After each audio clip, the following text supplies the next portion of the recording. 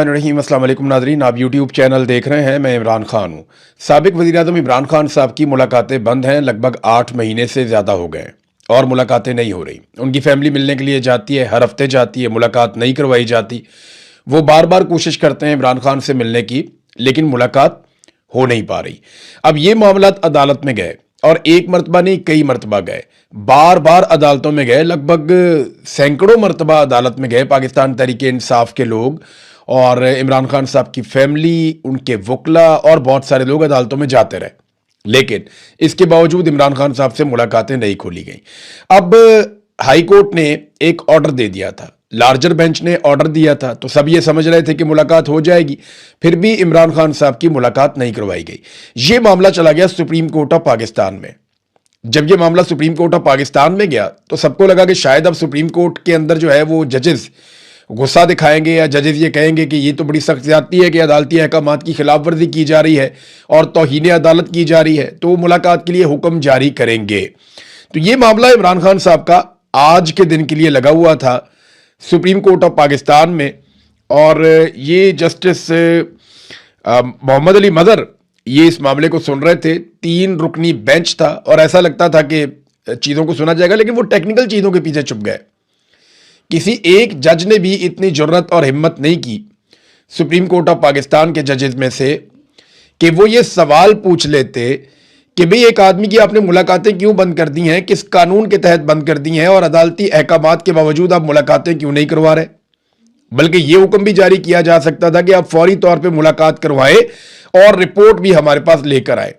वो ये करने की बजाय टेक्निकल चीजों के पीछे छुप गए, और जो 3 रुकनी बेंच है वो अल्लाह अल्लाह करके तो केस लगा था, सारे इंतजार कर रहे थे कि केस लगेगा, लेकिन एक मरतबा भी नहीं पूछा कि जनाब ये 8 महीने से 7 महीने से आपने जो मुलाकातें बंद की हुई हैं इसकी वजह बता दें कि ये मुलाकातें क्यों बंद की हुई हैं, या कोई रीजन तो हमारे सामने रखें। 3 हफ्ते का नोटिस दे दिया हुकूमत ने, उनसे कहा जी हमें 4 हफ्ते का नोटिस चाहिए, इन्होंने 3 हफ्ते का नोटिस दे दिया कि जी 3 हफ्ते के बाद दोबारा आए और वजह बताएं कि इमरान खान की मुलाकात उनकी फैमिली से, उनके वकला से, उनके डॉक्टरों से क्यों नहीं करवाई जा रही। आप अंदाजा करें कि यह है सुप्रीम कोर्ट ऑफ पाकिस्तान की हालत, जहां पे जजेस बोलने से डरते हैं, जहां पे जजेस सवाल उठाने से डरते हैं। आप अंदाजा कीजिए वो सहाफी कितने बहादुर होंगे जो अभी भी सवाल उठा रहे हैं। जहां सुप्रीम कोर्ट के जजेस सवालात उठाने से डर रहे हैं, वहां पे आम लोग सवाल उठाते हैं, फिर उन्हें निशाने इबरत बनाया जाता है, पूरे सिस्टम को यरगमाल बनाया गया है। तो अब 3 हफ्ते का टाइम दे दिया गया, और तीनों जजेस ने, यानी जिसमें जस्टिस मुसर्रत हलाली साहिबा थी, जस्टिस शाहिद बिलाल साहब थे और जस्टिस मोहम्मद अली मजहर। अब ये तो हीरे हैं बहुत बड़े बड़े ये जजेस, जिनको यही समझ नहीं आई कि एक आदमी की, और पूरे पाकिस्तान में नहीं पूरी दुनिया में ये खबर चल रही है, आलमी सतह पे खबर चल रही है, और 3 हफ्ते का मजीद टाइम देकर इन्होंने भिजवा दिया। पंजाब की हुकूमत ने और वफाकी हुकूमत ने मुलाकातों के खिलाफ बात की है, उन्होंने मुखालफत की है। यानी ये बात आपने सिर्फ रिकॉर्ड पे रखनी है कि पंजाब में मरियम नवाज की और नवाज शरीफ की हुकूमत है, वफाक में नवाज शरीफ और शहबाज शरीफ की पीपल्स पार्टी के साथ यानी जरदारी के साथ मिलकर हुकूमत है, और इन दोनों हुकूमतों ने यानी पीपल्स पार्टी और PMLN ने यह मौक़िफ़ इख्तियार किया सुप्रीम कोर्ट ऑफ पाकिस्तान में कि हम मुखालफत करते हैं इस बात की कि इमरान खान साहब की उनकी फैमिली से, वकला से, डॉक्टरों से मुलाकात करवाई जाए। बस ये मैंने सिर्फ रिकॉर्ड पे रखने के लिए कहा है, और मैं अपनी टीम से भी कहूंगा कि ये क्लिप आज की तारीख के साथ काट के रख लें, क्योंकि ये इंसिडेंट हुआ है 20 जुलाई 2026 को। तो कल को कोई ये ना कहे कि जनाब हमारी मुलाकात नहीं हो रही। तो इमरान खान की मुलाकात बड़े लंबे अरसे से नहीं हो रही, और आज मुखालफत की है वफाकी हुकूमत ने और सूबाई हुकूमत ने भी। तो ये सिर्फ रिकॉर्ड पे रखने के लिए है, ताकि कल को जब ये रोएं, पिटें, चीखें मारें, तो इनको ये दिखाया जा सके कि जनाब ये देखिए आपने ये किया था। नाज़रीन, जजेस इंसाफ क्यों नहीं देते, इसके पीछे रीजंस है ना। जो भी इंसाफ नहीं देता या पाकिस्तान तहरीक इंसाफ को कुचलने में, इमरान खान साहब को, उनकी फैमिली को परेशान करने में, उनको सजाएं देने में, उनको जेलों में रखने में अपना किरदार अदा करता है, ये सिस्टम उसे नवाजता है। आप सहाफ़ियों में देख लीजिए, वकला में देख लीजिए, ब्यूरोक्रेसी में देख लीजिए, जो जितना ज़्यादा इमरान खान से लड़ा है, पाकिस्तान के मिलिट्री एस्टेब्लिशमेंट के जर्नैलों ने उतना ही ज़्यादा सिस्टम के ज़रिए उसे नवाजा है। मिसाल के तौर पे अभी 3 जजेस आए हैं इस्लामाबाद हाई कोर्ट में नए जजेस लाए गए हैं और उसके लिए जो इजलास हुआ उसमें 3 जजेस के नाम फाइनल किए गए। इनमें से जो एक जज हैं वो शाहरुख अर्जुमंद है जिन्हें लाया गया। ये शाहरुख अर्जुमंद वो साहब हैं जिन्होंने बतौर जज, यानी अब निचली कोर्ट में जब ये जज थे इनको लाया गया हाई कोर्ट में, तो इन्होंने इमरान खान साहब को और उनकी अहलिया बुशरा बीबी को तोशाखाना 2 केस में सजा सुनाई थी। तो देखें कैसा इनाम मिला, अब हाई कोर्ट के जज बन गए। उमैर मजीद मलिक साहब, ये वो वकील साहब हैं जो तोशाखाना का जो एक केस था इमरान खान साहब के ऊपर, उसमें एफआईए की जानिब से बतौर प्रोसिक्यूटर पेश होते रहे हैं। यानी ये भी इमरान खान साहब के खिलाफ मुआवनत कर चुके हैं मौजूदा हुकूमत की और एस्टेब्लिशमेंट की, लिहाजा इन्हें भी नवाजा गया, ये भी बन गए हाई कोर्ट के जज। फिर एक अयाज शौकत साहब हैं, ये एडवोकेट जनरल इस्लामाबाद में रहे हाई कोर्ट में, तो फिर इन्हें भी बना दिया गया। तो जो जो इमरान खान के खिलाफ जाएगा या उसके खिलाफ खड़ा होगा उसको ये सिस्टम नवाजता है, क्योंकि आसिम मुनीर साहब को ऐसा लगता है कि उन्हें बहुत बड़े पैमाने पर हिमायत चाहिए, उन्हें सिस्टम के अंदर हर जगह अपने लोग चाहिए और खास तौर पे वो लोग चाहिए जिन्होंने इमरान खान के खिलाफ डिलीवर किया हुआ हो। देखिए ना, जो जो आदमी इमरान खान के खिलाफ इस्तेमाल होगा ना, तो इस रजीम को इस बात का अंदाजा हो जाएगा कि क्योंकि ये आदमी इमरान खान के खिलाफ इस्तेमाल हो चुका है, लिहाजा इसको बेहतर जगह पे पहुंचाओ। अब ये भी डरेगा कि इमरान खान आ गया तो पता नहीं मेरा क्या बनेगा, लिहाजा ये बदला लेने में हमारी मदद करेगा और इस सिस्टम को बचाने के लिए पूरा जोर लगाएगा। इसलिए ऐसे सारे हीरे इकट्ठे किए जाते हैं जो एंटी इमरान, पूरा निजाम जो है ना इस वक्त पाकिस्तान का खड़ा है बुग़्ज़े इमरान में। पूरा निजाम पाकिस्तान का इस वक्त खड़ा है एंटी इमरान लोगों को इकट्ठा करके, और इनके पांव जमीन पे नहीं है, ना इनकी कोई जड़ है, ये एक झटके में सारे के सारे गिर जाएंगे और आप इन्हें गिरता हुआ देखेंगे। नौरीन न्याज़ी इमरान खान साहब की बहन, उनके ऊपर आपको पता है कि वो NCCIA ने एक ऐसा इंटरव्यू जो नशर ही नहीं हुआ, एक ऐसा इंटरव्यू जिसको उन्होंने कहा था कि नहीं इसको नहीं चलाना, हालांकि उसके अंदर जो कंटेंट है वो तो मुझे भी पसंद नहीं है, लेकिन मेरे ख्याल में वो नौरीन न्याज़ी को भी पसंद नहीं आया, या उन्हें ये समझ आ गई कि ये चीज ऑन एयर नहीं जानी चाहिए, उन्होंने रोक दिया था। और कंटेंट के हवाले से मैं आपको बताऊं, मोदी के साथ दोस्ती कोई इतनी बुरी बात तो नहीं है। नवाज शरीफ साहब अपने घर में लेकर आए अपनी सालगिरह वाले दिन, नवाज शरीफ अपनी घर की एक शादी के अंदर मोदी को लेकर आए। यहां मरियम नवाज यहां से उन्हें तोहफे भेजती हैं, वो वहां से इन्हें तोहफे भेजते हैं, वहां से साड़ियां आती हैं, सामान आता है, कपड़े आते हैं, यहां से मैंगोज जाते हैं, ये भी यहां से गिफ्ट भेजते हैं। तो नवाज शरीफ के जो ताल्लुकात हैं मोदी के साथ वो ढके छुपे तो नहीं है, और पाकिस्तान की एस्टेब्लिशमेंट इसे बहुत पसंद भी करती है। तो जर्नैलों को तकलीफ क्या हो गई जब उन्होंने ये कह दिया कि जनाब मोदी के साथ इनके ताल्लुकात है। देखिए, ये तो इंडिया का जो अपना उनका वज़ीर खारजा, वो ये कह चुका है कि हमने जब हमला करना था हमने पाकिस्तान को पहले आगाह कर दिया था, पाकिस्तान ने मदारिस खाली करवा लिए थे, उसके बाद हमने वहां पे मिसाइल मारे हैं। तो नौरीन तो यही कह रही है कि ये तो इनका आपस में ताल्लुक था, इनको पता था एक दूसरे को क्या करने जा रहे हैं। वो तो बाद में अल्लाह भला करे एयरफोर्स का जब इंडिया हद से आगे गुजर गया तो पाकिस्तान की एयरफोर्स ने इंडिया के तैयारे गिरा दिए। अब एयरफोर्स किसी भी सूरत में किसी भी हैसियत में आर्मी चीफ के अंडर आती ही नहीं है। आपको पता है आईनी और कानूनी हैसियत में एयरफोर्स आर्मी चीफ के अंडर नहीं होती, वो ज्वाइंट चीफ ऑफ स्टाफ के अंडर होती है। आर्मी चीफ के अंडर सिर्फ और सिर्फ बर्री फौज होती है। तो एयरफोर्स ने तैयारी गिराए, क्रेडिट आर्मी चीफ ने ले लिया और वो फील्ड मार्शल भी बन गए, सारे ओहदे भी ले लिए, इस्तिस्ना भी ले लिया, 5 साल की एक्सटेंशन भी ले ली। अभी तो इसका भी एहतसाब होना बाकी है कि जनाब ये किस चक्कर में आपने कर दिया। इतनी बड़ी ज्यादती की गई, जिन्होंने कारनामा किया उन्हें दिया कुछ नहीं और एक आउटसाइडर ने सारा कुछ ले लिया जिनके पास उसका इख्तियार नहीं था।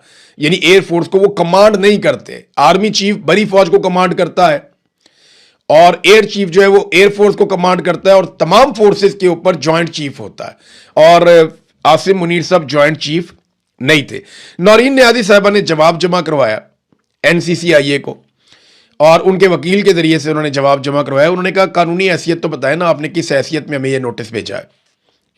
दूसरा, उन्होंने जो नोटिस के अंदर इल्जामात हैं उन्होंने कहा कानूनी शकें जरा इसकी वाज़ेह करें कि आपने किस बुनियाद के ऊपर ये शकें लगाई हैं। फिर उन्होंने कहा जी तफसीलात भी देना हमें, कि ये सारी तफसीलात बताएं कि हालातों वाक़यात आप क्या चाहते हैं, कौन सी चीज़ आपको बुरी लगी और कैसे बुरी लगी है, ये भी आप बताएं। फिर उन्होंने कहा कानून के दायरे में मुकम्मल ताउन की यकीन दहानी करवाती हूँ, मैं पूरा ताउन करूँगी। इन्होंने कुछ वक्त भी मांग लिया, उसकी वजह यह है कि वो कह रहे हैं कि पहले आप हमें बताएं कि आपको क्या कुछ चाहिए और किस बुनियाद पे चाहिए और ये कार्रवाई आप किस बुनियाद पे कर रहे हैं, और फिर हमें टाइम दें ताकि हम आपको प्रॉपर उसका जवाब दे सकें। देखिए, इसको वायरल जिसने किया ना वो फंसेगा। ये तो दो लोगों की बातचीत है ना, ऑफ द रिकॉर्ड हो गई। जिसने इसको वायरल किया उसको फंसना चाहिए। और ये वायरल किया गया बाकायदा टाउट्स की जानिब से। टाउट्स ने इस बयानिए को फैलाया है। तो मिलिट्री एस्टेब्लिशमेंट खुद से ऐसी चीजों को क्यों फैलाती है? फजलुर रहमान साहब का आप मिसाल ले लेना, उन्हें तो किसी किस्म का कोई नोटिस नहीं किया गया।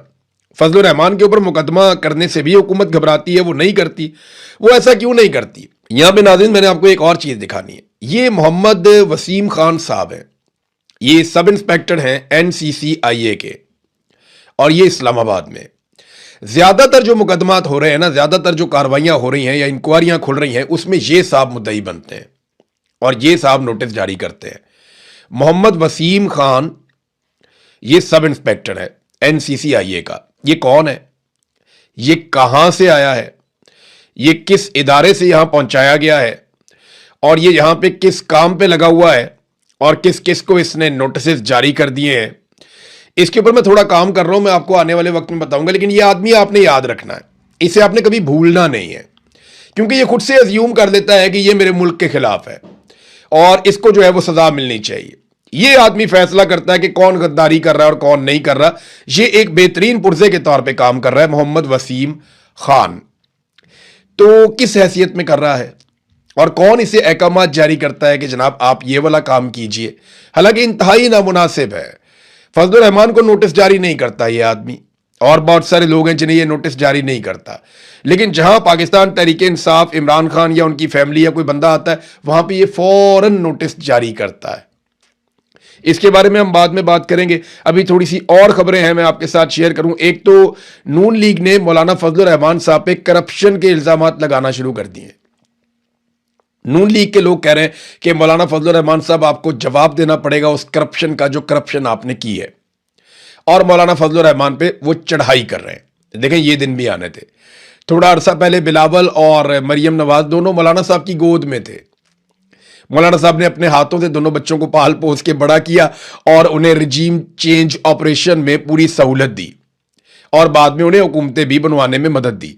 लेकिन मौलाना साहब जो है उनको उनका पत्ता काट दिया गया।